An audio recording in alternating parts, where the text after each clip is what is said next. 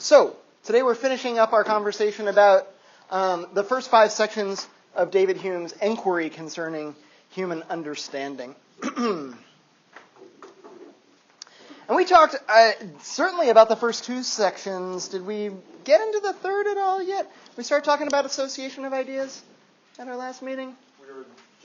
We were just getting it. The time was running out. People were packing up, and I was like, yeah, like one idea leads to another idea. It's actually a really interesting sort of wrinkle that Hume tosses into the mix. But I would say these first 3 sections probably don't look a whole lot different than what, say, John Locke was up to.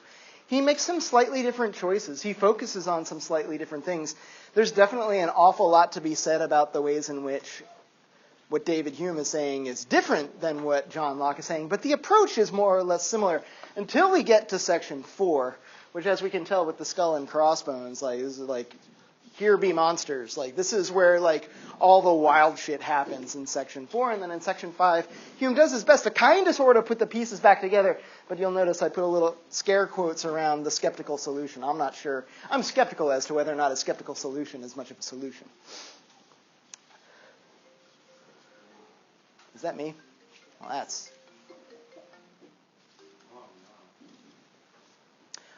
good. It didn't show up. All right, on my tablet. Because that totally ruins the video. Section 1, we discussed this. 2 kinds of philosophy. Remind me, what were they? The practical and the abstract. Good. You guys are looking at your notes, or maybe you just remember it. The practical kind and the abstract. Practical kind sometimes gets associated with moral philosophy, although that's kind of taken as broadly as possible. And then that abstract kind seems to get associated with metaphysics. And Hume seems to be up in the air, at least here, but towards the end of his Enquiry in section 12, he says some things where you know exactly what side his bread is buttered on. But he seems to be open to the prospect that each of these kinds of philosophy can be done well, can be done poorly. There are strengths and weaknesses. Then he gets into, and this is more or less the sort of project that he's into that seems similar to Locke.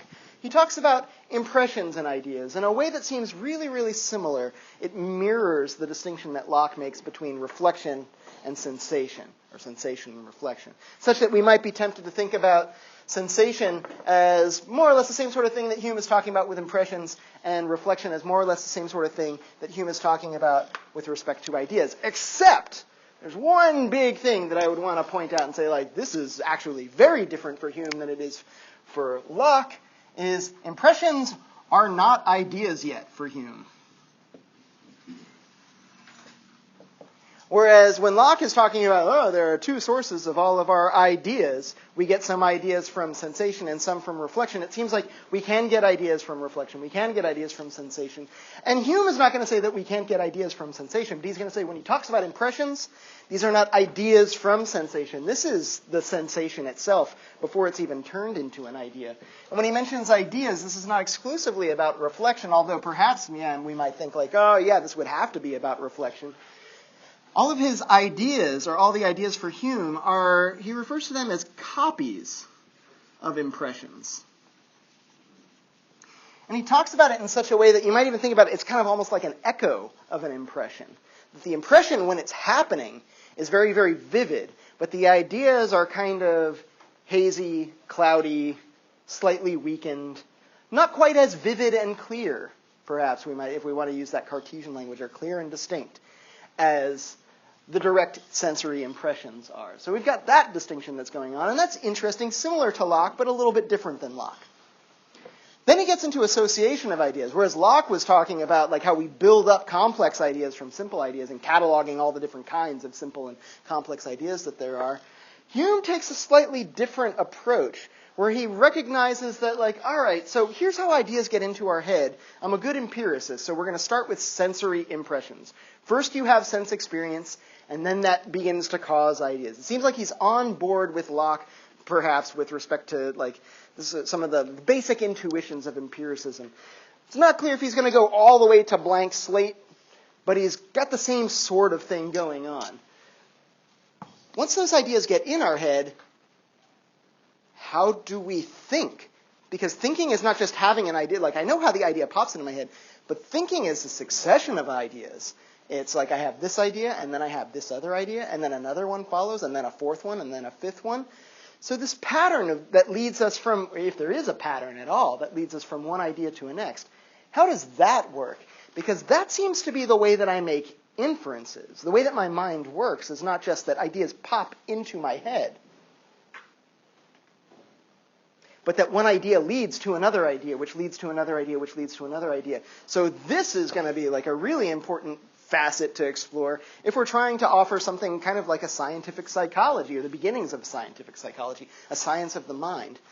And Hume goes through a couple of details talking about like how associations between ideas get made. He makes a couple of categories for us. He talks about resemblance is one way, that there are associations between ideas, such that if I have one idea, I might find that like my mind just kind of automatically goes to something else that's similar, or at least more easily goes to something that resembles that idea than something that has no resemblance to that idea. So if you think of an apple, perhaps it's very easy to then move in thought to a pear, because a pear is kind of like an apple. Maybe to an orange as well, although apples and oranges are quite different, but they're both fruit. It's easier to make those sorts of associations than it is to make an association from an apple to a fighter jet, or an umbrella, or something like that. That doesn't seem like a natural progression or association between ideas. So resemblance is one that works, Might even get into talking about, like, sometimes I go to the next idea that pops into my head is the opposite of the thing that I just said. Maybe that's kind of a species of resemblance, but maybe it's more an issue of contiguity. He talks about contiguity with respect to spatial contiguity and temporal contiguity. Do you guys know what I mean when I say contiguity, or what Hume means when he says contiguity? There are 50 states in the United States, 48 contiguous states, not including Alaska and Hawaii, which are the non-contiguous states. What does contiguous mean? Yeah, they're adjacent to one another in space and in time. So I think at our last meeting, we did a temporal contiguity thing where I went, and then you can't help yourself, right? You've got to finish it, because those two things, that call and response, these things happen routinely in some sort of temporal contiguity. First the one and then the next. A, B, C, D, E, F, G, H, I, J, K. Element OP. You heard it in your head, didn't you? 10, 9, 8, 7, 6, 5, 4, 3, 2, 1. Your mind just automatically completes it. That's temporal contiguity. Spatial contiguity works too. If you think of the United States, what's the next country that pops into your head? Is it Mexico? Is it Canada? Maybe you can get a little more metaphorical and you went straight from the United States to Great Britain or something like that because there's like a shared heritage there or something like that. This is getting into contiguity, and this is maybe also why we might make an association between, say, life and its opposite. If I say life, what's the next thing that pops into your head? Is it death? Maybe it's because those two words seem to come in pairs, that they're temporally contiguous with one another. You hear people talk about life and death together an awful lot. So when you mention life, death just kind of, as an idea, comes along for the ride and gets associated with it. Maybe it's kind of like a funky sort of inside-out resemblance where it's like marked non-resemblance or marked differentness might be the sort of thing that makes an idea pop into our head. And then the last one that he mentions, and this is the doozy, this is the one that we're going to have to keep track of for the whole rest of today's lesson, is cause and effect. And cause and effect is not just temporal contiguity. It's easy to mistake the one for the other. But the idea of cause and effect is a little bit different than temporal contiguity because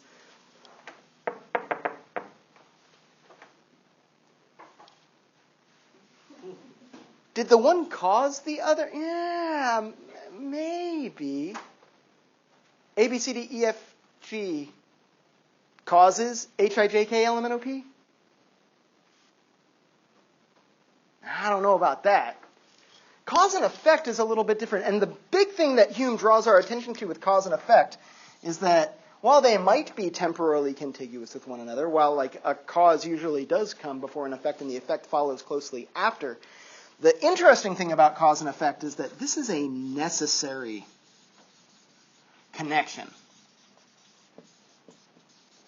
And we can parse out exactly how that necessity works. It would be nice if Hume gave a little bit more of a thorough account of what cause and effect looks like, and like whether or not because there are lots of different ways you can talk about cause and effect. I can talk about the cause of some effect. I can talk about a contributing cause to some effect. But it does seem like whenever I'm talking about cause and effect, there is some sort of necessary connection between the cause and effect.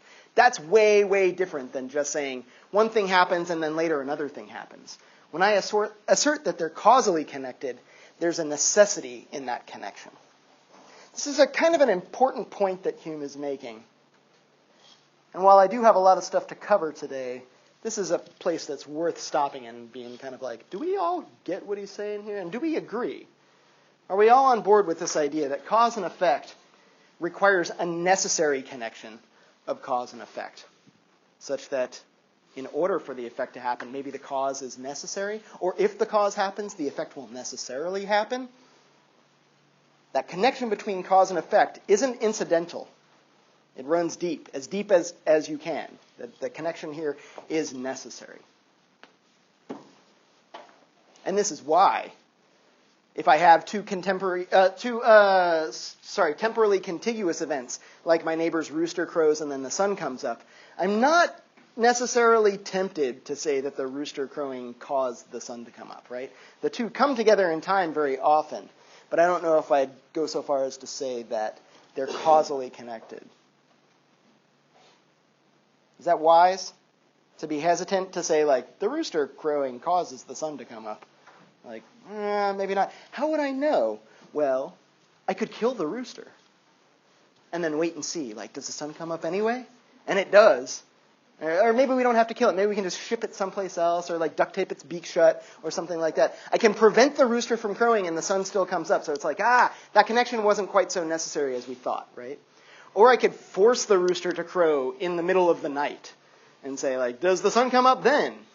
And like, nope, it doesn't. All right, so that connection wasn't really all that necessary. In order to talk about a cause and effect relationship, and this is totally a way that our mind makes associations. If somebody mentions the cause, you'll naturally kind of like move on to think about the effect.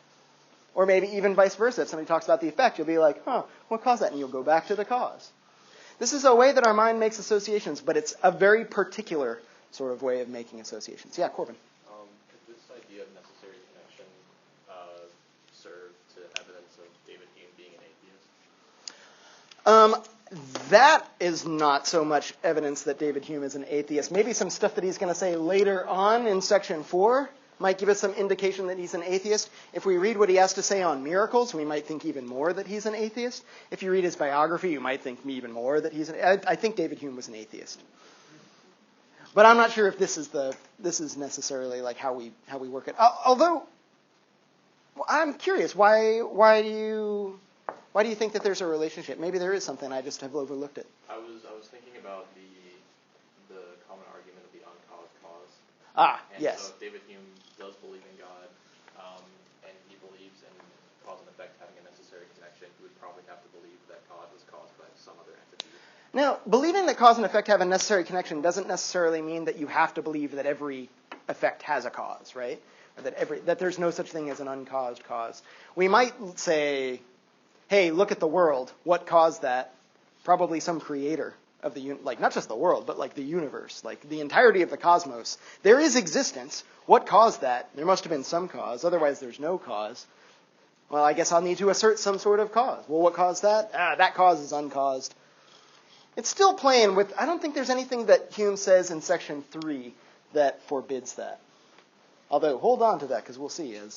He's going to blow this up in a pretty nasty way. And what comes crashing down with it is everything. Everything. Almost everything. Yeah, everything. Section 4, we start these skeptical doubts. And I'm going to pitch at least the first half of what's the argument that's going on in section 4, and you're going to be maybe thinking to yourself, like, why the skull and crossbones? Why is it so dangerous? Why is Adam like, oh my God, David Hume is going to just completely ruin everything for us? It's going to seem pretty normal. In fact, it's going to seem maybe not all that different than luck. It might also seem, as I'm explaining this, you'll think to yourself, like, yeah, that seems pretty obvious. What's the problem? I don't get it. All right, cool, good. Stick with me, because then the second part of section 4 is where it all goes to shit. let's start here. And this is where he starts to take a little bit of leave from Locke, although we might see some whispers of things that we've already seen earlier in the semester here from him. Hume makes a distinction that usually gets referred to today as Hume's fork.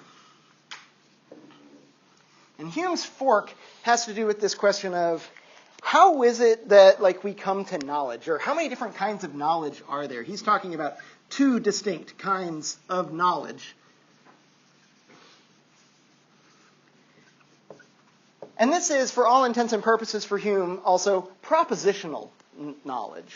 So, don't worry about, knowing how to ride a bike. Propositional knowledge are the kinds of statements that we can say are true or false. So when we talk about the kinds of statements that we can say, with confidence, that one's true or that one's false, this is propositional knowledge. And Hume says there are two kinds, and only these two kinds. There are relations between ideas, and there are matters of fact.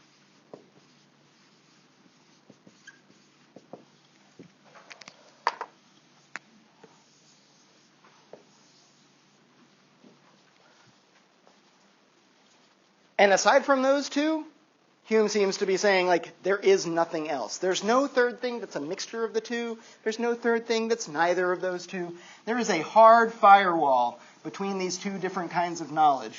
And the reason why this is referred to as Hume's fork is once you start talking about knowledge, Hume is going to say, okay, it's got to go down this path or it's got to go down this path. He's forcing you one way or the other with this distinction.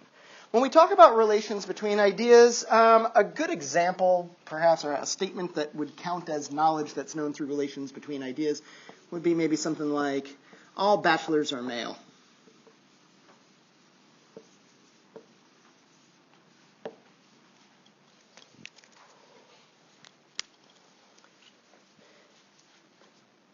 And the reason why all bachelors are male is a good example of knowledge that comes from relations between ideas is because in order to know that all bachelors are male, you just need to look at what the concept bachelor means.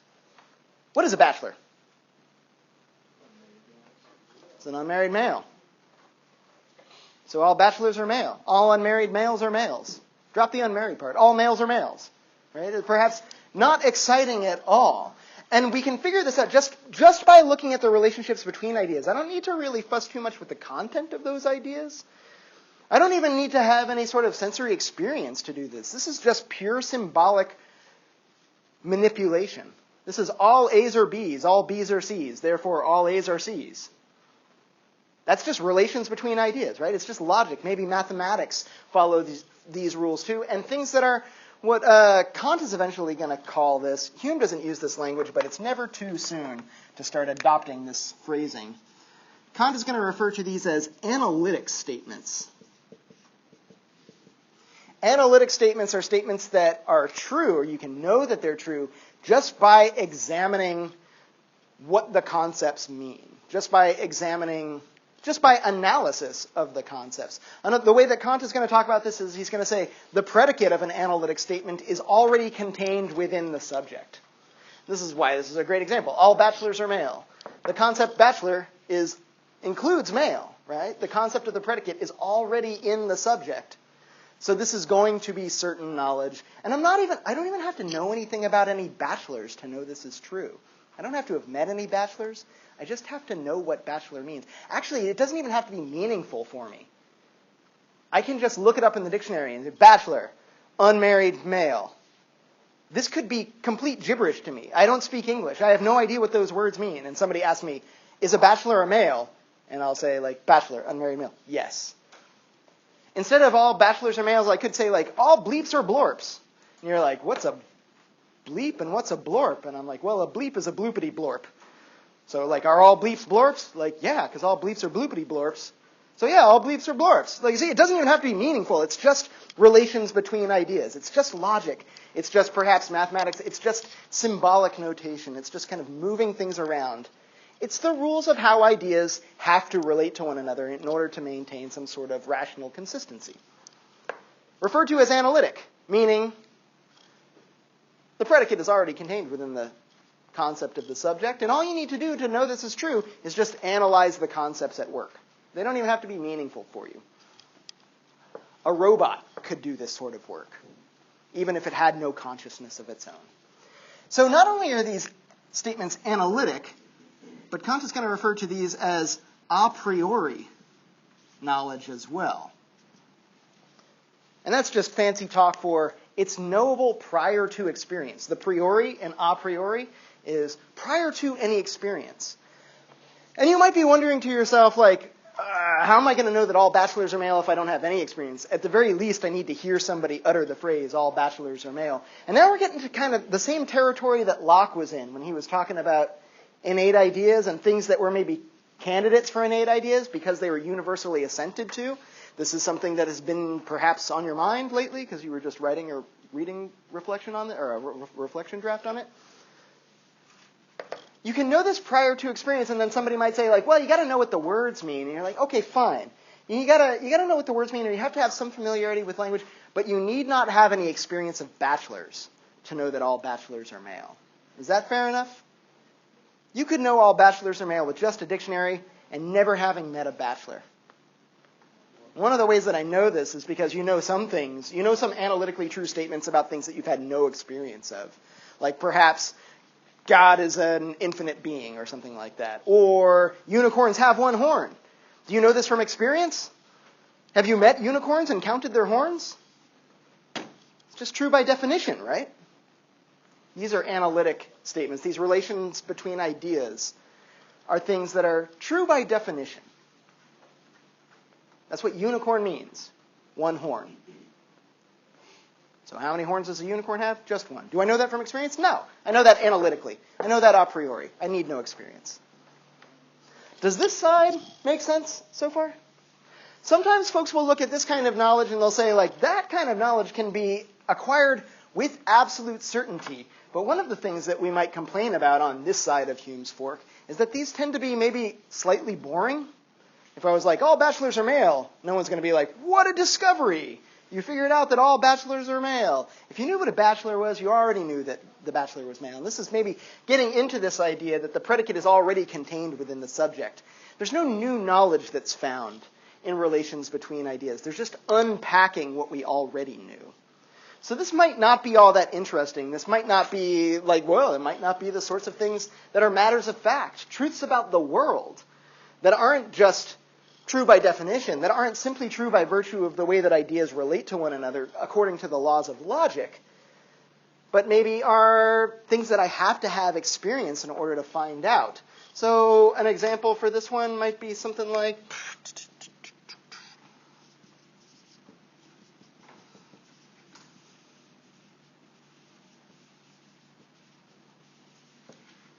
it's raining outside today.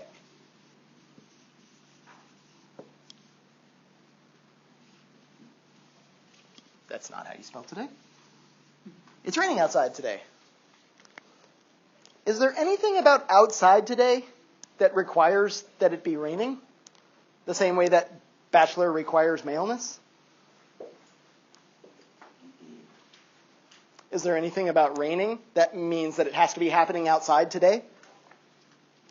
Is that necessarily true by definition of the terms? Can you just analyze what raining and outside and today mean and figure out whether this is true or false? Or do you have to go investigate the world a little bit? The latter, thank you. Yeah, that was intended to... Maybe you guys mistook it for a rhetorical question. Yeah, I just thought it was just rhetorical? All right, yeah. It wasn't rhetorical, but yeah, it was supposed to be a slam dunk. Like, no, you have to explore the world. These are not a priori. These are a posteriori. They're known after experience. And they're frequently referred to as synthetic statements, which is to say, you don't just find the concept of the predicate already buried in the subject. You're taking the subject and the predicate, and you're putting them together in a novel synthesis. Sometimes this kind of knowledge is referred to as ampliative knowledge. You're actually growing what you know when you develop new knowledge about matters of fact. If I go out and I explore the world and I'm like, look at that, the cat is on the mat, and that cat is not on the mat, and it's raining outside, and trees are made of wood, these are all things that I have to have experience of the world in order to know. And whenever I do know them, I'm taking two things that don't necessarily go together, and I'm saying, but they do go together. When you explore the world, you will find these things coming together. And this concerns matters of fact, where we have relations between ideas and matters of fact. These are interesting, and they require some experience in order to know. These you can figure out just by meditating in a cabin all by yourself, perhaps. And perhaps they're not all that interesting. Good so far? Does this seem a plausible distinction?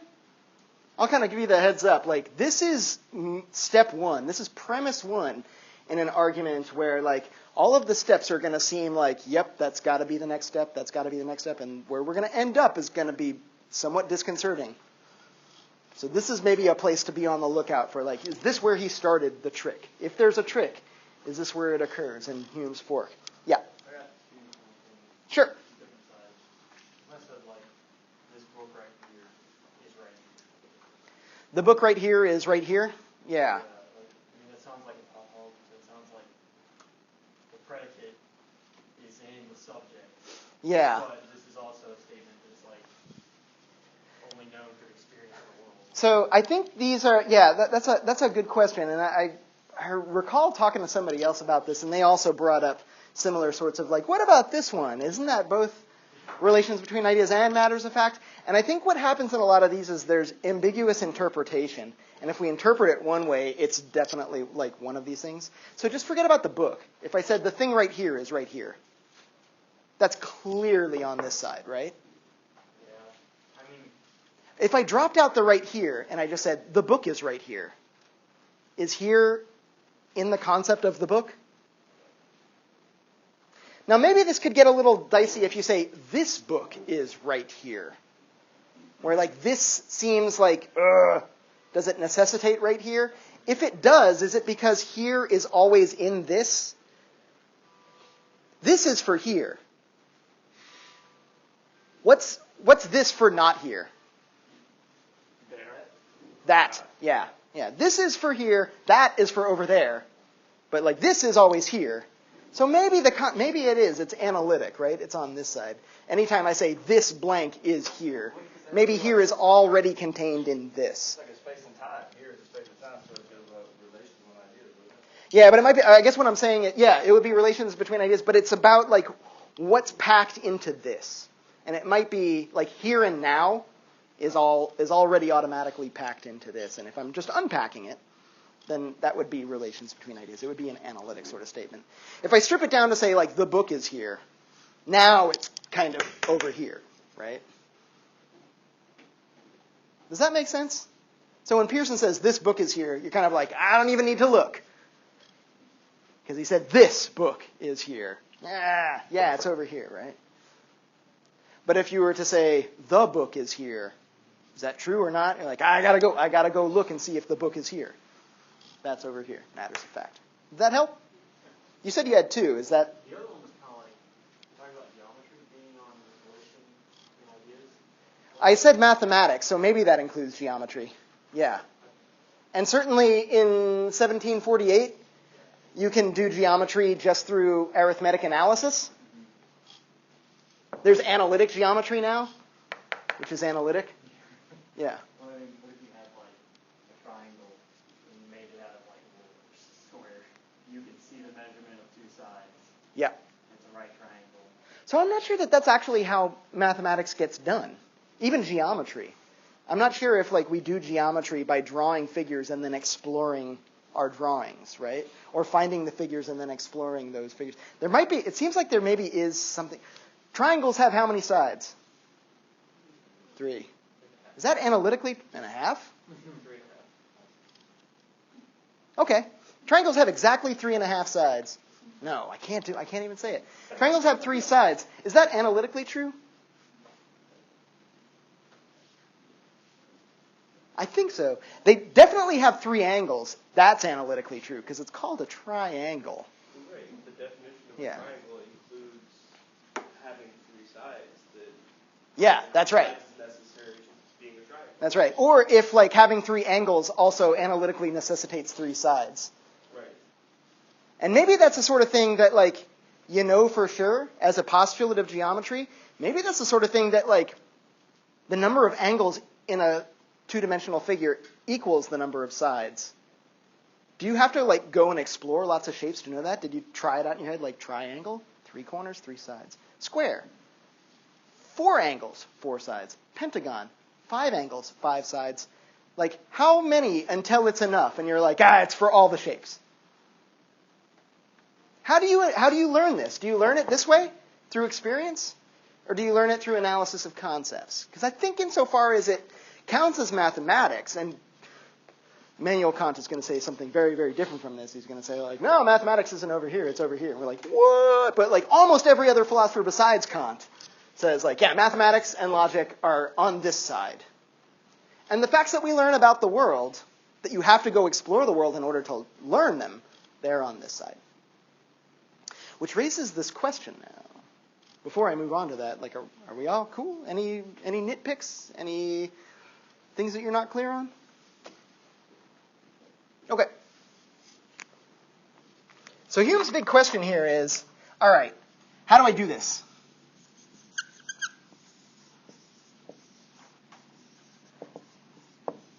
Because we got a pretty good idea of how this one works. And it seems like the abstract philosophy is going to want to work over here, and maybe the practical philosophy is going to work over here. Maybe our two kinds of philosophy are going to somehow map onto this. Let's not get ahead of ourselves. But like, there's a real question. The real kind of like sticky thing is like, how does this one work? And the answer that he gives for how it works is he says, this depends in a kind of like unavoidable way on the nature of cause and effect. So there's our friend cause and effect coming right back up. How do I do this? I do it through cause and effect. And the way that in order to understand like how cause and effect is intimately related to how it is that I come by any knowledge of matters of fact, we have to go back to this idea of impressions that get copied and then turn into ideas and try to figure out from a Humean perspective or from an empiricist perspective, maybe even Locke would be on board with this too. How is it that I go from having an experience to positing some sort of cause and effect relationship? Let's start with something like it's raining outside right now, because that's our example here. It's raining outside right now. How would I find that out? Go outside? I could look outside. I could just look outside. What would I see? If I look outside and I see rain, I know it's raining outside? Break it down even more for me, because according to this kind of description of how it is that I make ideas, if they start with impressions, back me up all the way to the impression. Instead of saying I see rain, what do I really see? I see a bunch of stuff and then I go, oh, rain.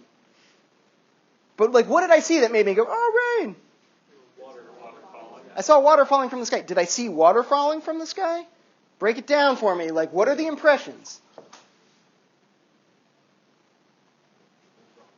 Sort of translucent, lines. See, like a difference. I'm going to make it really like painful for you here. I'm going to see a slight difference in color in the air that is like here and at T1, and then at T2, it's here, and then at T3, I see the same sort of discoloration here, and then here as time goes on. Those are the sense of, like, I see colors in space, right? Those are the impressions that I get that turn into like vague copies that then I can reflect on in my imagination. But what I'm seeing is this kind of succession of impressions that's kind of like pop, pop, pop, pop, pop. And I say that that's rain? How do I know that that's rain? That's what rain is defined as. Rain is defined as this collection of impressions? No, you've seen those. I don't know what dictionary you're working from. But I don't know any dictionaries that say, here's what rain is, and it gives a whole bunch of things that you will see, taste, smell, and touch. Which brings me to, like, you guys were just talking about vision, which, I get, like, we all try to do, like, vision metaphors when we talk about knowing things. But that's not the only way that you can know that it's raining, right? You can look out the window and see, like, is that rain? Well, maybe I know that it's rain, or I believe that it's rain, because I know that when I see that, and I go outside, and I put my hand out like this, my hands get wet. But we can't just say that. My hands get wet. What do I feel? What is my hands get? What are the impressions that go into my hands get wet? A bunch of droplets falling off. I feel a bunch of droplets? That's the impression? Droplets, droplets, droplets? A bunch of impacts. I feel a touch. I feel a touch here, here, here, here, here, here, here. Yeah, I feel that. How do I know that it's rain? Wet. Because it's wet? How do I know that it's wet? Does something feel wet? Water is wet, perhaps by definition, or do you need to explore water to know this?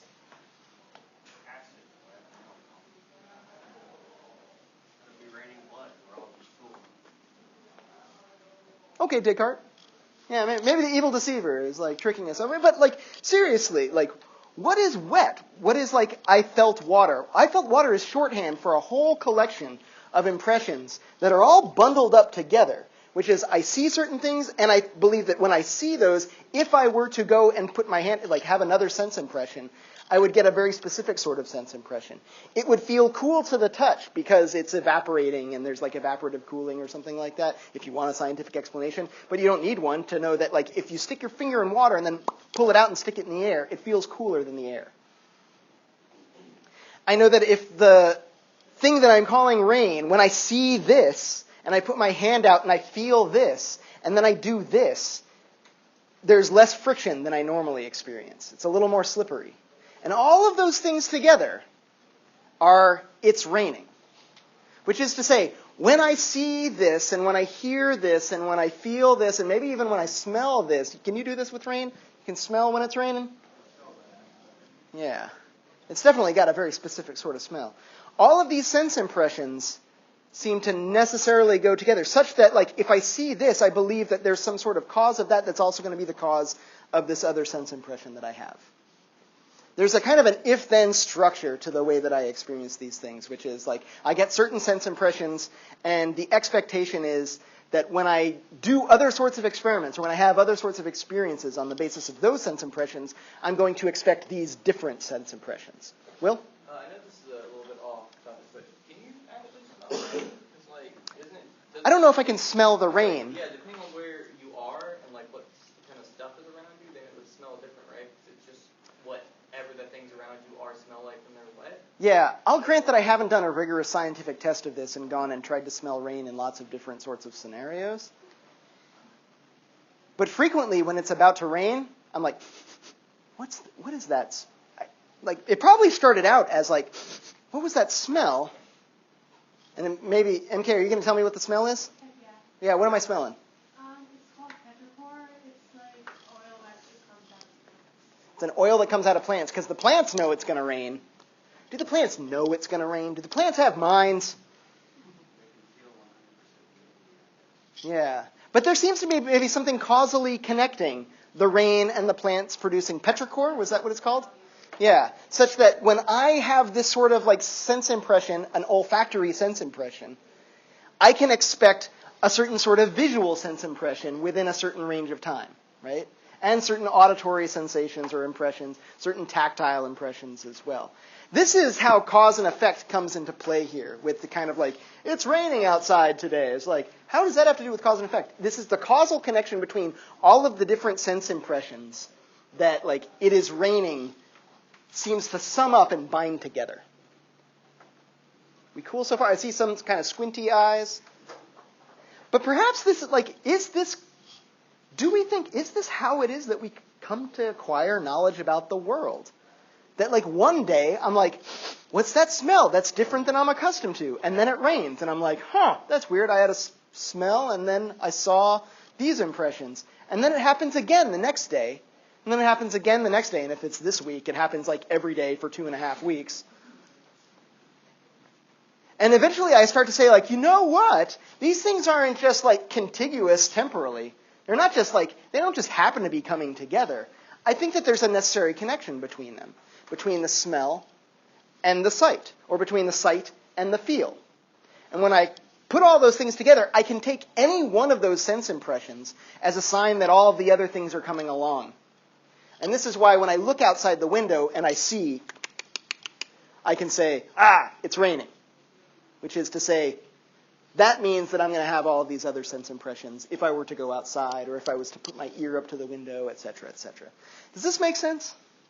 And does this seem like this matches how we think, especially if you're starting off with a blank slate like Locke says, how it is that you would come to gather some sort of knowledge about the world? You have experiences. Those experiences seem to evince some sort of pattern. Those patterns help you make associations between different sorts of sense impressions or ideas, right? Associations between ideas such that they always seem together. It's not just that they happen to come together. They always seem to come together in some sort of regular order. And we can jump all the way to this idea of a necessary connection of cause and effect between all of them. Yes? So would Hume argue that you have to start with some sort of matter of fact before you can make any relation between ideas?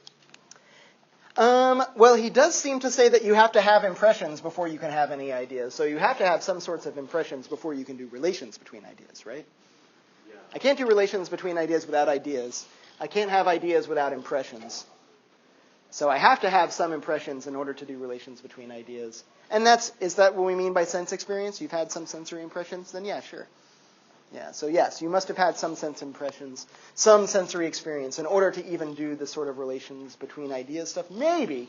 Or maybe he seems actually a little bit ambiguous on the innate ideas question. As a matter of fact, did you guys catch it? He kind of does a sympathetic, poor John Locke. He got suckered into this conversation about innate ideas.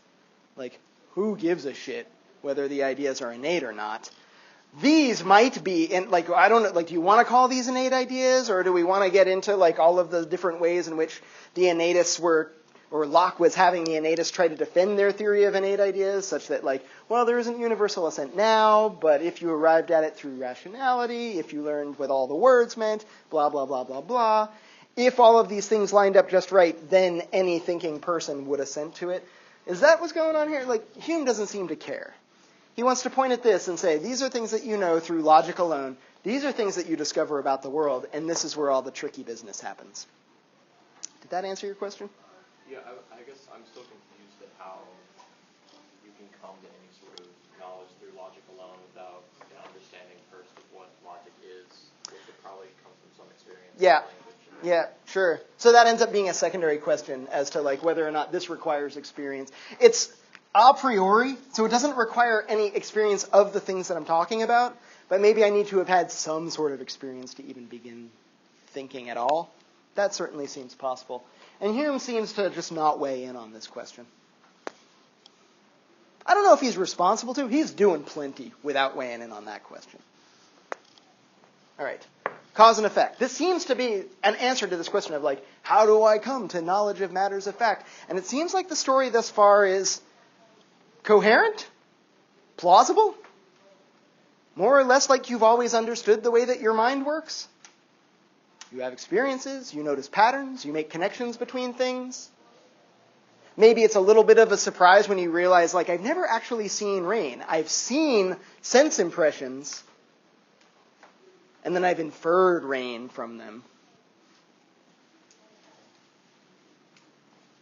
But aside from that, pretty plausible empiricist picture.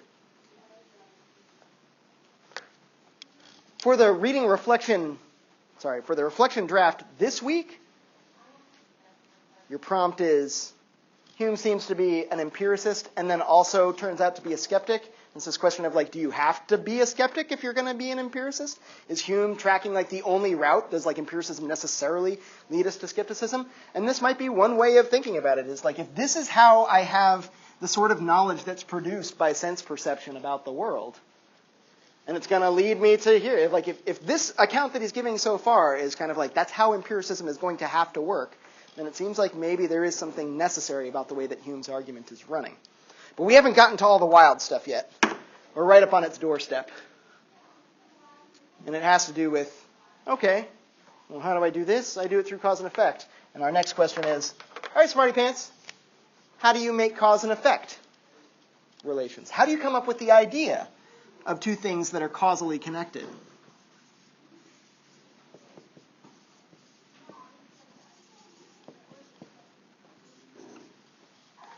So how do I get cause and effect? And I was kind of sort of explaining it, so maybe you can walk me through this. Give me a plausible cause and effect. When there's lightning, I'll hear thunder. The lightning causes the thunder or something like that. Maybe some third thing causes them both, but like, yeah. When there's lightning, there's going to be thunder. How do I do that? How do I come up with that? After some like vague amount of like repeated time, it's enough to convince you that was the effect. So I see the lightning and then I hear the thunder and I'm like, that was weird. And like once is not enough though, right? Yeah. And then it happens twice. Is that enough Some ambiguous. to say lightning causes thunder? Or when there's thunder, there's lightning? Or when there's lightning, there's thunder? 3 times? 4 times? Yeah. Effects, you just need like one or two. Oh, really? Just for the idea, not. Yeah, just to like take it as a hypothesis. Yeah, keep in mind we're talking about knowledge though, so it's not just like maybe. It's like I know. I know. Yeah. So yeah, this might be like one of the ways that sometimes I get the impression that like some folks will wave Hume's argument away by kind of noting that he's going to come to some sort of skepticism when it comes to like, how do I get cause and effect? And maybe some folks will say, oh, so the problem here is that there's no amount of times that I can see lightning and then hear thunder and know that for sure, they always go together. That maybe what's going on here is that this is induction. This is an inductive inference to try to come up with some sort of causal connection, perhaps. If anybody's taken like a logic or a critical thinking class before, this is induction, and it has to do with probabilistic inferences. This is always how, like, anything that comes from experience is going to be somewhat probabilistic. I'm going to say something like, if you see lightning, there will probably be thunder, right? And maybe that softness is what stops it from being knowledge, and some folks will just be like, Hume doesn't understand that cause and effect is arrived at by induction and not deduction, and this is a problem. That completely misses the point. That's not what's going on here. What Hume is saying is, how do I get this? And the answer seems to be something like past experience. Past experience of the conjunction of cause and effect. I'm going to put the cause, like C in quotes, because I don't know that it's a cause just yet. It's a putative cause. It's a possible cause. The past experience of what I'm taking to be the cause and what I will end up taking to be the effect happening together. So my past experience is how I get to some idea of cause and effect. Okay, we're getting somewhere here. Why is my past experience any sort of justification for like what's always going to happen? Why do I think my past experience is any indication of what's going to happen next time I see lightning?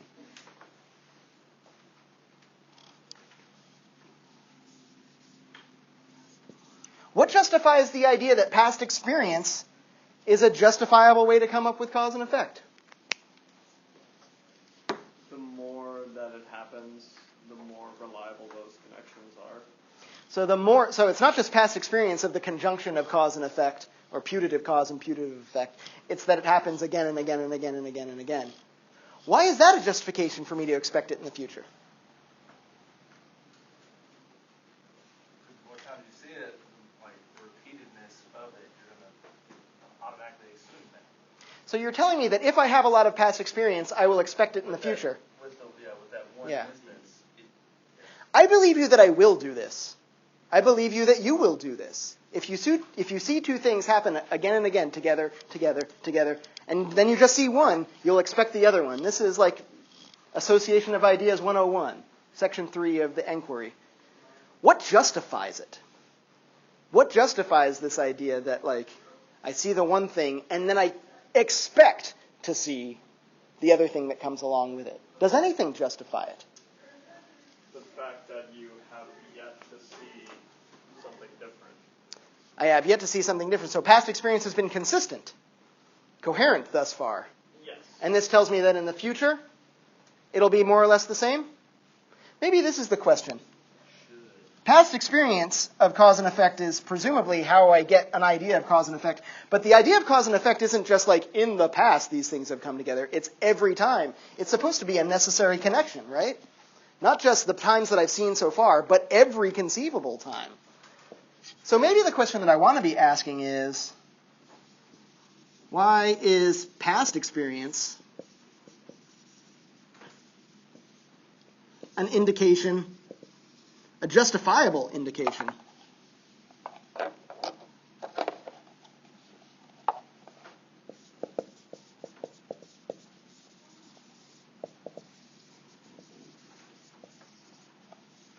of future experience, or experiences that I haven't had yet? I know what's happened in the times that I have had experiences, but I'm trying to get to a point where I can say, and this will happen every time. So past experience, yeah, okay, but why is past experience a justifiable indication of future experience?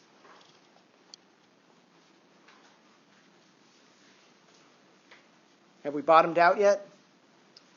Like barring like unusual circumstances, like something incredibly, like that you can imagine would happen, then it's going to repeat itself. It should repeat itself. It should repeat itself?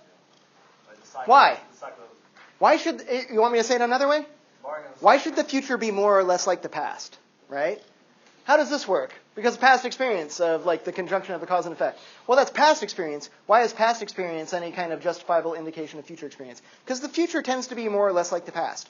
Why? Where do you get the right to say that the future is going to be more or less like the past?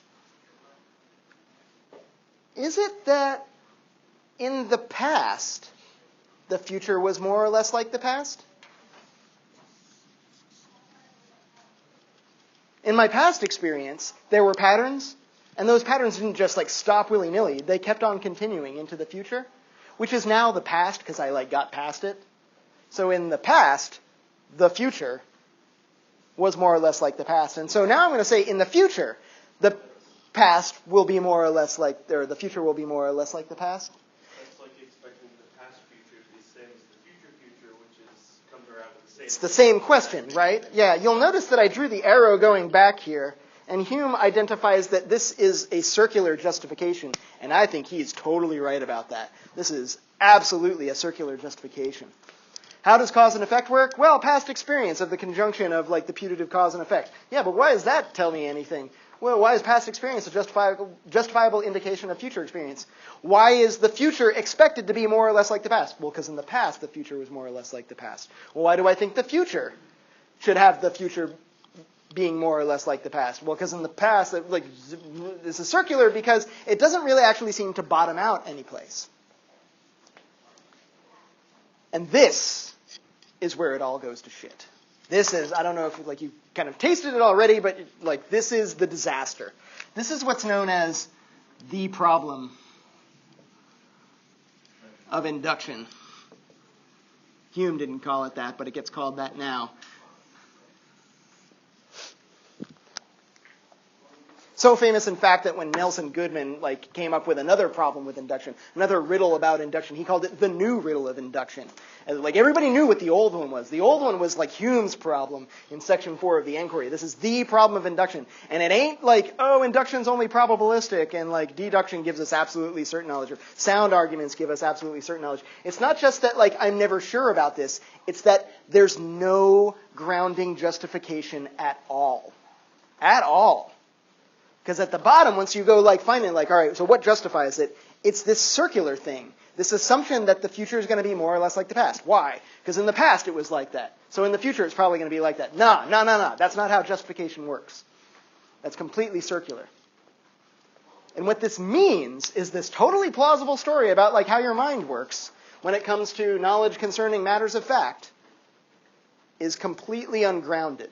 There is no rational warrant for any of these things that I'm going to learn about through matters of fact. And I just want to kind of like give some indication that like when Descartes was talking about what Hume would call matters of fact, these kinds of questions about the existence of res extensa, these are all the things that pop up in the sixth meditation. He does a similar sort of move where he's just like, it's a probable conjecture, right? And he doesn't really, like the grounding for that is something slightly different. It's something that's not going to be very appealing to Hume. Do you remember how did Descartes try to shore up this idea that like res extensa, including my body, probably exists? And the way that I sense the world through those senses is probably more or less the way that it is. You guys remember how he grounded this?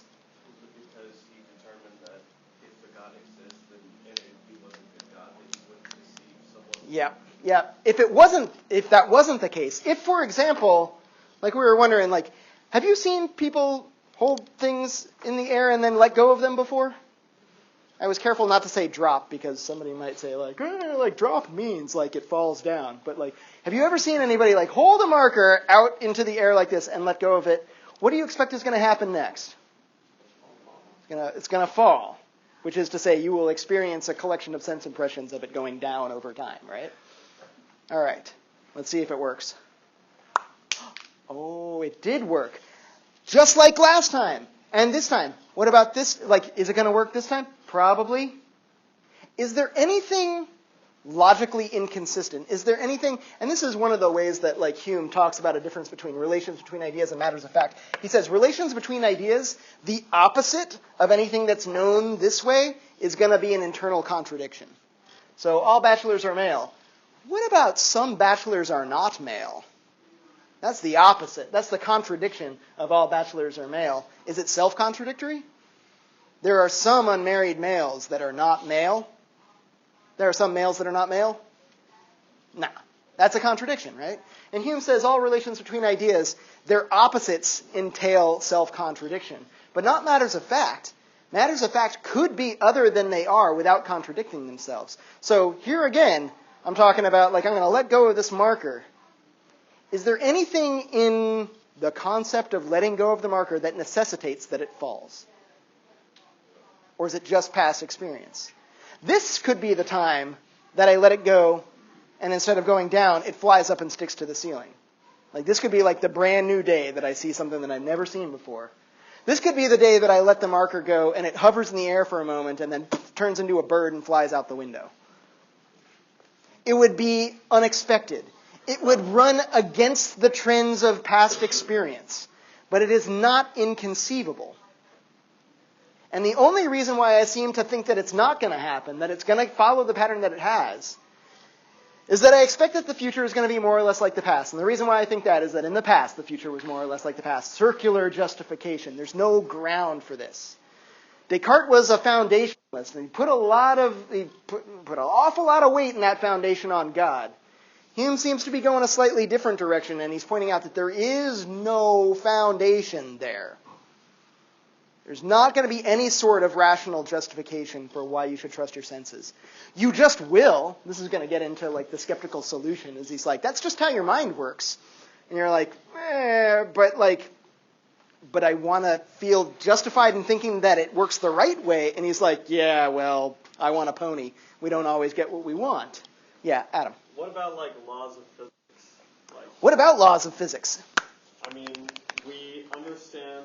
We had one right here, right? I dropped this and it falls. Here's a law of physics. As a matter of fact, when Descartes was pitching this thing and trying to ground empirical science in some sort of like rational foundation, this was at like the very, very beginning. Science was just like a baby learning how to walk then, right? This is Galileo looking up at the sky and being like, that Copernicus guy seems like he's right.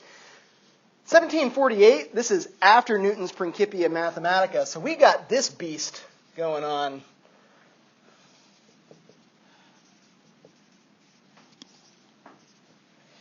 This is a law, right?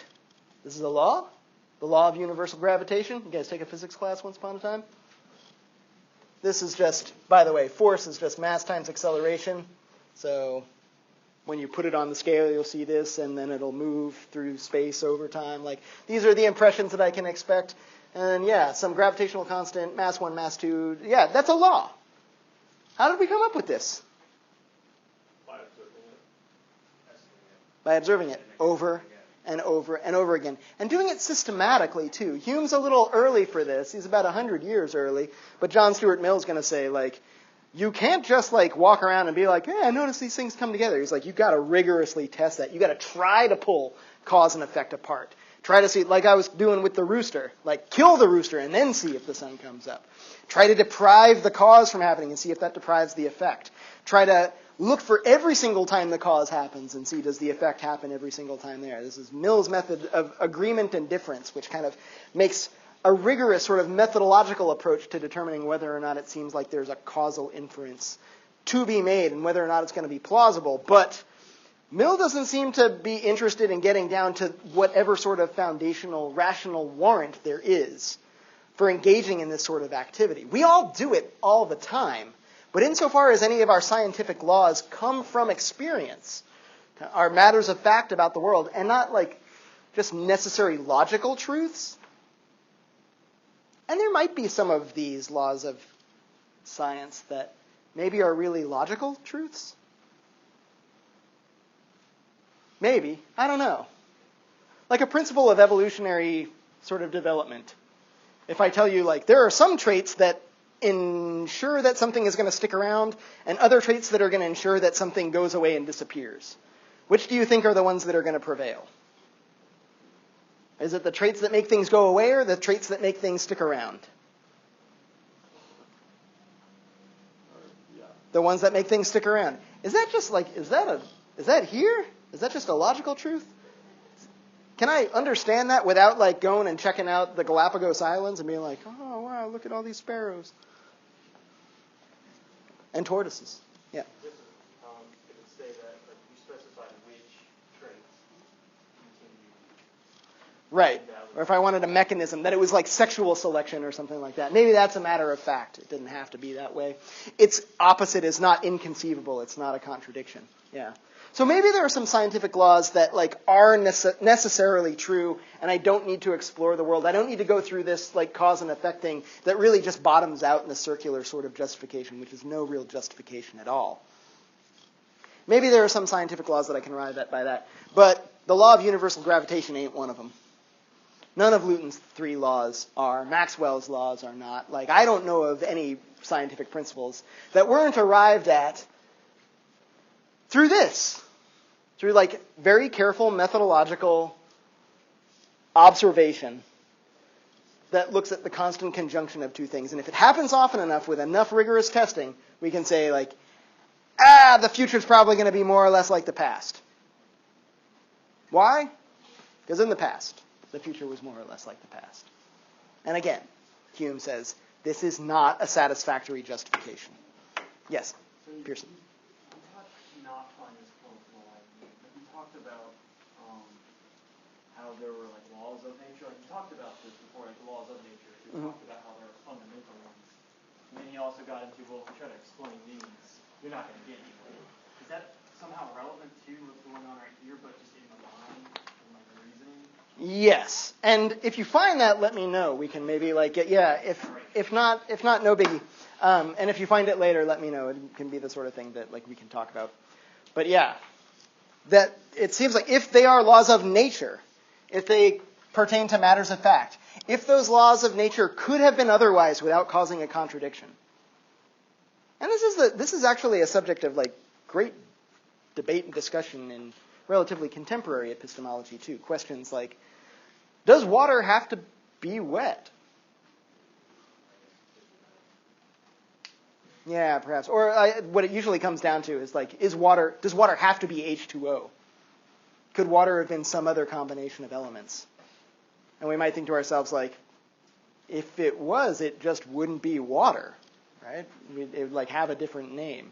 If that's kind of like, if I found a bachelor who wasn't male, would we be like, oh, you discovered the first non-male bachelor? Or would we be like, no, then that's not a bachelor, buddy.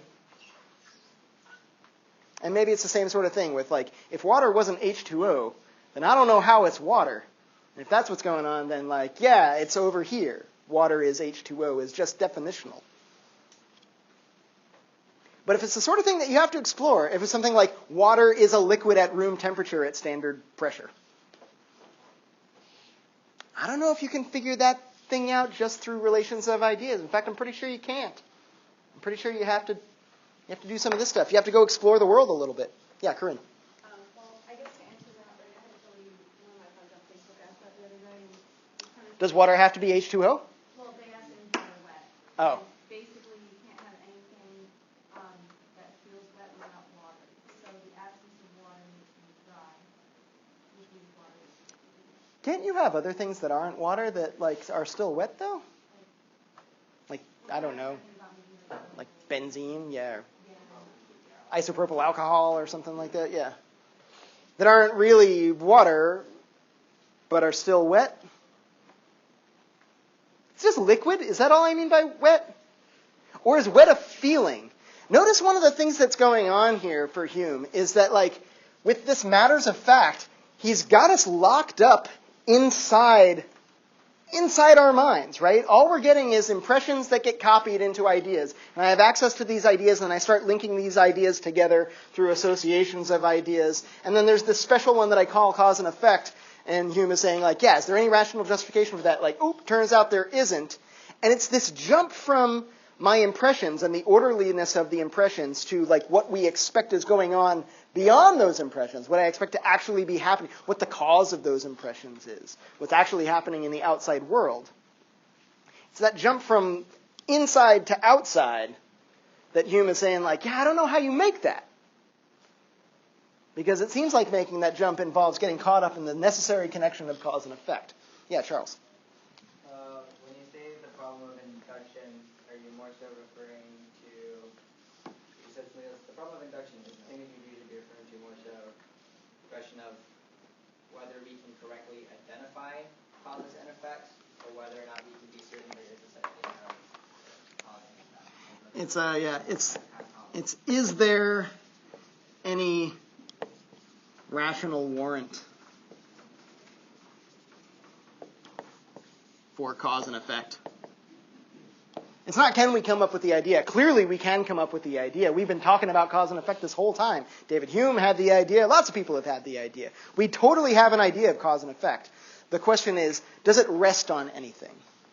The idea that causes have effects at all. Well, the idea that, like, any two events could be causally connected, such that there's a necessary connection between them, not just there happens to have been some sort of observed pattern of contiguity in time or contiguity in space or something like that. Is there some sort of rational warrant for the necessity of the connection between cause and effect? And without this, it seems like I'm trapped inside. I haven't done this picture yet, have I? Oh, that's not a very good job of that. That's not even, I'm just making it worse. All right. So here's you and your head. And you have other senses besides the eye, but let's let the eye stand in for, like, all of our senses. How is it that, like, this happens? Well, okay, so, like, there's a tree out here, and I took a class once on optics, and it's like the light from the tree goes through the lens, and then it gets cast upside down on my retina, and then, like, and then it, like, what happens after that it becomes available to my mind? All I really get, and Hume seems to be working, and Locke is too, a lot of folks in the modern era seem to be working under this kind of loose expectation that it's kind of like, this makes like a movie on the screen in your head. And then there's, like, your conscious self that's in there, and it's watching the movie and figuring out everything that's going on. And then the question is, like, so, like, I'm watching the movie, and I'm going to make some sort of inference about what's really going on out there. And Hume is saying, like, how? Like, how can you do this? Like, the little guy tells you. That's just the habit of his. And if you really want to, like, blow your mind, well, how does that guy watch the movie? He's got a little guy in his head. Well, how does that guy watch the movie? Like, yeah, so there's something definitely wrong with this picture. But we get the idea that, like, what Hume is kind of identifying is, like, okay, so forget that there's this. In fact, that's exactly where he's going to go. He's like, forget that there's this. There's just, like, these patterns of things that have been going on so far in your mind, and then you try to make some sort of inference to what's really going on, or what the underlying causes of all this is. And you get trapped in the same sort of problem that you have. You get trapped in the problem of induction. All knowledge concerning matters of fact rest on this circular justification, which is to say they have no foundational justification. When Descartes tried to make a rational foundation for empirical knowledge, science was just getting started. And maybe we can understand how, like, somebody would have caught, like, whatever was in the air and been like, I want to justify science. Hume is, like, science has hit its full stride. Science is, like, obviously obviously a thing, and it's just racking up success after success after success. And David Hume just said, like, yeah, that whole science thing that, like, keeps working and, like, does totally awesome stuff, that's not based on anything. It's just completely free-floating. There's no justification. There's nothing tying it down and telling us that it's good to believe. It's just how your mind happens to work. Which is like how we get into his skeptical solution, by the way, is to say, well, that's just how your mind works. At the end of the day, David Hume doesn't think we should change the way that we act about any of these things. We should continue doing science. We should continue expecting that the future is going to be more or less like the past. We should just understand that there's no rational warrant for it. That all of these beliefs, insofar as there's anything that you could call knowledge, and maybe it doesn't deserve that title,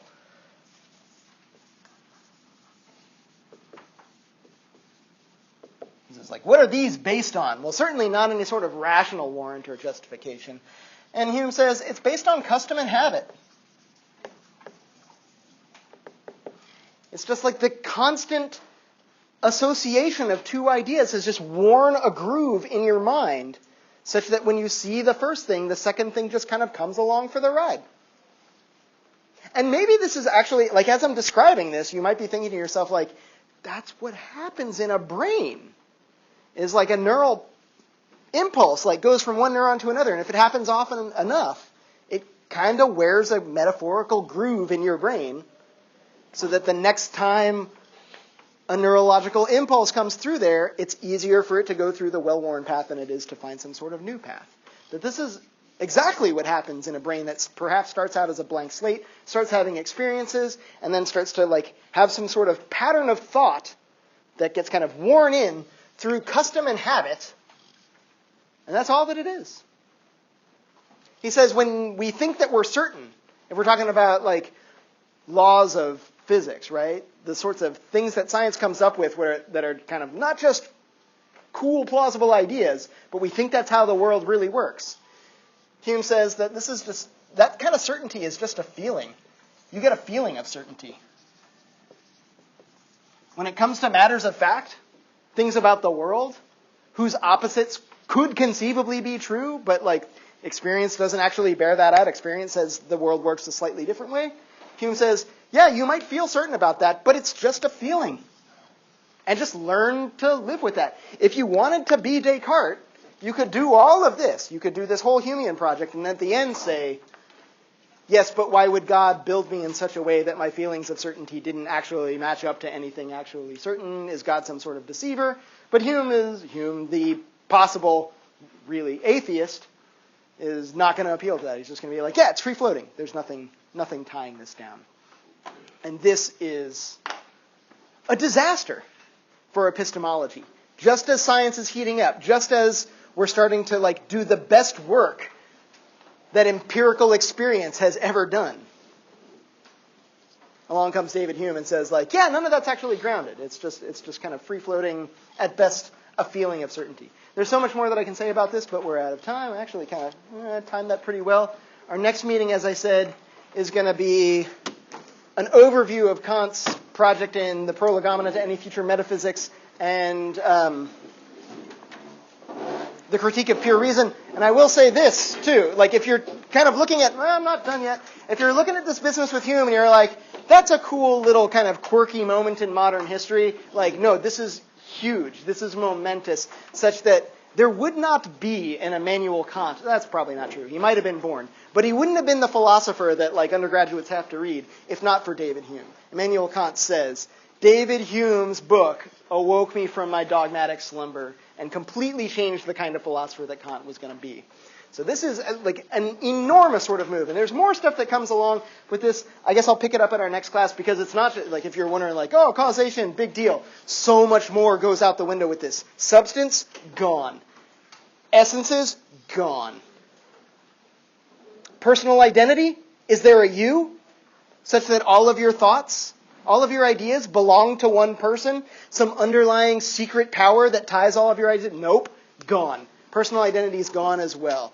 It's just like everything goes out the window with this, except for relations between ideas, which have rational warrant. And then there's this business, which is just how you're crazy brain happens to work, who knows if it's reliable or not. And that's David Hume. Kant at our next meeting.